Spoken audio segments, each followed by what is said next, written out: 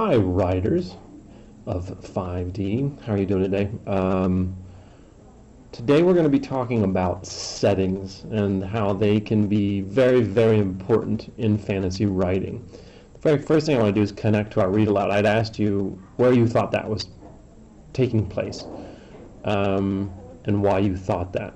Well, if we pay attention to the details of the story, there's one in particular that tells us. And that was when the character Dalbin was introduced. I don't know if anyone heard it because no one put it as their evidence, but they said he was something like 379 years old. Well, that will tell us right away, if we're paying attention, that that is set in a different place other than our world, that the rules of that world do not apply. So even if there's humans, even if there's horses, even if there's farms and stuff like that that exist in our world, the author has changed the rules of the world in order to make it a fantasy world. And so we're going to talk about that today. Here, but let me get smaller. There. All right, so the first thing I want to show is just some pictures. Just take a look at these pictures. And then we're going to pause. So if someone could pause it right. Oh, but take a look at the pictures and then talk to your partner about what you see. And if someone could pause it down here, probably. Pause it, thanks. Okay, we're back. These are writing notebooks, okay? You see lists here. You see storylines, you see character descriptions. Look at this one. I mean, that's craziness. Like that's what I want to see. I want to see you really go and use your writing notebook as this really important thing. And I really want you, like the key goal for me at the end of this year, for all of you, is to not want to throw your writing notebook away. I want you at the end of the year to go, I did such important work in here that I put so much effort and thoughts down here. There's no way I'm getting rid of this thing. I'm keeping this because this is me in 5th grade, and I want to look back on this in my life. So your writing notebooks are super important. I know we're kind of talking about that. And what we're talking about today, too, is this idea about setting. And so I want to teach you real quick about how you do settings in fantasy. So one of the ways we do that, we have 3 options. Number 1, we can make it in our world and have something come here that is not from this world. Number 2, a lot of authors use portals. So you might exist in this world and then something happens, like an object turns into something, and then you fall through that portal and wind up in a different place. And some people, like the Book of 3 that we were reading, and actually the Raising Dragons, now that I think of it, those are fantasy worlds. Those worlds are our own world on some level, but also have some very big fantasy components to it. So I'm going to show you what I do, okay? And I'm going to model that for you. So after I show you the process, I'm going to want you to follow that same process today. And so what I've done in my notebook is I have today's date, 24 January, and I made a little title, Settings for My Fantasy Story Brainstorm. And that's what I'm going to ask you to do. Don't write it down now. Pay attention to what I'm doing, and then you'll get some time to do that during the lesson. I'll be very quick.